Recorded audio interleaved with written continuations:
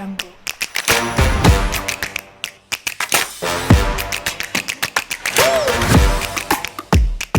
Today we have with us Michael Ammaturo, the head of solutions engineering here at experience.com, and he'll share his insights on is online reputation management something you need. Hi, Michael. It's great to have you here with us. Hi, Kashiki. Great to see you again. Yeah, so I'll just jump to my first question. So, for listeners who might not be familiar with the term, can you give a quick definition of what online reputation management or ORM is? Right. Yeah. Well, just imagine, you know that when you are looking for a doctor or you're looking for a lawyer or a real estate agent or a loan officer, the first thing you do is go to Google and look for them.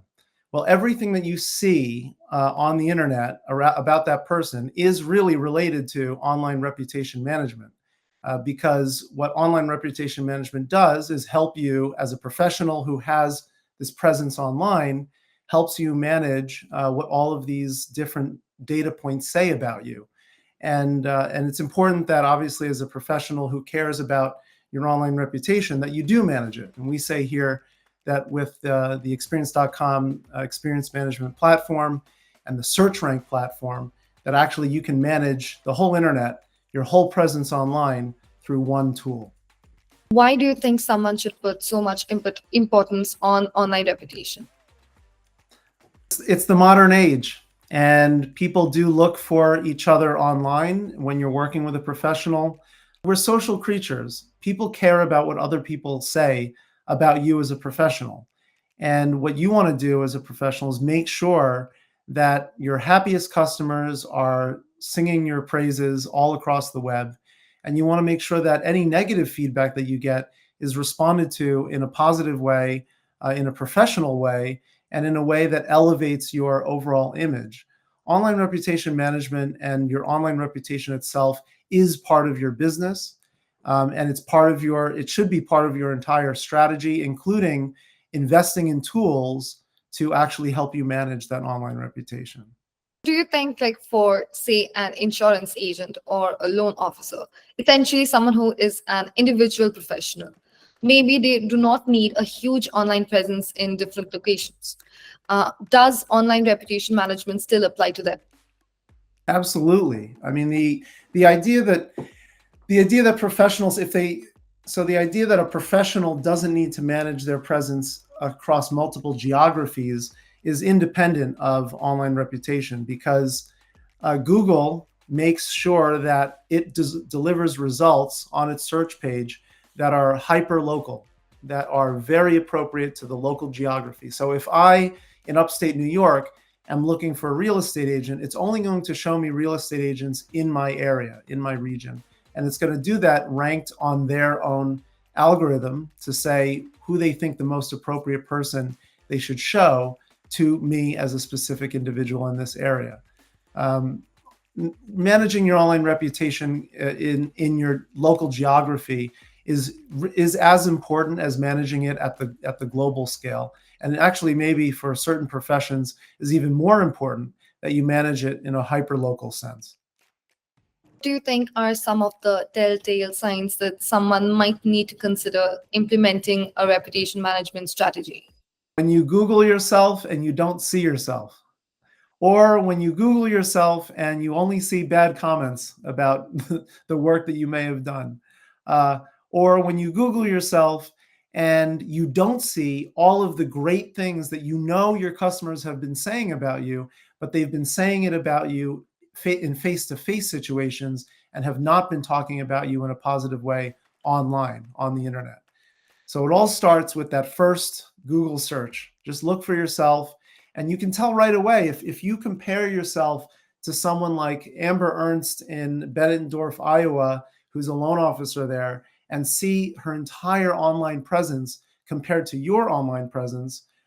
You want to make sure that your Facebook, your LinkedIn, your experience.com profile, your own primary website, you want to make sure that all of that is consistent and shows up when you search for yourself, when someone is looking for you. Businesses encourage customers to leave positive reviews online. So you mentioned that positive reviews are extremely important, but how should businesses respond to both positive and negative reviews? That's a great question and a big question, and I'll just answer it in two parts. I mean, the first thing in terms of gathering reviews is to ask your customers both in person, on the phone, and via email or text message to leave you a review on either your experience.com profile page, on your Google business profile, or even just send you a review on a third party site that you may otherwise not be on, like LendingTree or Realtor.com, and just make sure that you're asking them as part of your regular business to leave a review. And tell them why it's important. Tell them about what we just talked about in terms of the importance of online reputation. Online reputation is important for the professional's business, and customers, if you've done well for them, they want to help you. People want to help people who've helped them. And if you've done well for your customers, they're going to be very happy to leave you a review on any site. You just have to make it part of your business process. You need to make it part of your regular flow of asking and interacting with, and sometimes asking in a polite way multiple times so that they actually leave the review. In terms of a negative review, which happens, and it's bound to happen, there's always going to be some perspective that says maybe it didn't go the way that they expected it to go. What you need to do is just handle that professionally.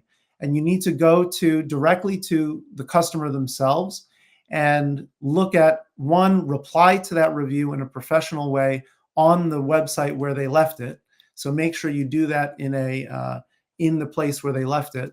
But also you need to acknowledge they feel about the service, and also offer some solution, some contact that they can have with you so that you can resolve it. We recommend, and the entire company recommends, I recommend, that you actually call up or get in contact with that customer and communicate with them in a professional way to find out what's really bothering them, figure out if you can solve it. And in fact, if you can fix the situation after the fact, which when you fix the situation after the fact, people appreciate that. People see that you made an effort to solve the problem. And that actually goes a lot further than even just a reply. The actual act of reaching out to them and making that connection and making amends for the situation could actually raise your score. And on experience.com, you can actually ask them to retake a survey once they're happy again, so that they can replace that negative feedback with positive feedback. So that's the way we typically would handle the rare, hopefully negative feedback that you might receive.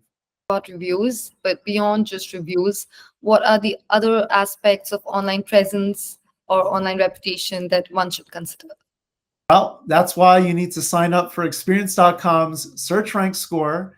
Everybody who signs up on experience.com will get a search rank score, which tells you the 5 components about what you need to do to elevate your online presence.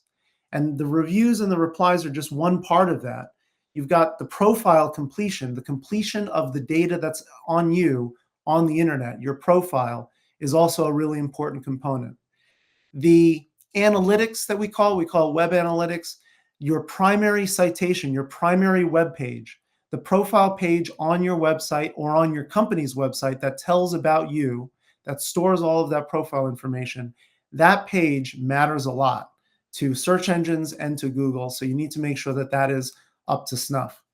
The final 2 sections are the listings, which we also offer that where you have your profile information publicized across 50 different websites that search engines use to triangulate who you are, so that they know that when they're delivering a result on you as a professional, that you are listed correctly on all these different authoritative websites in a consistent way, with as much data as you can possibly put from experience.com onto those websites.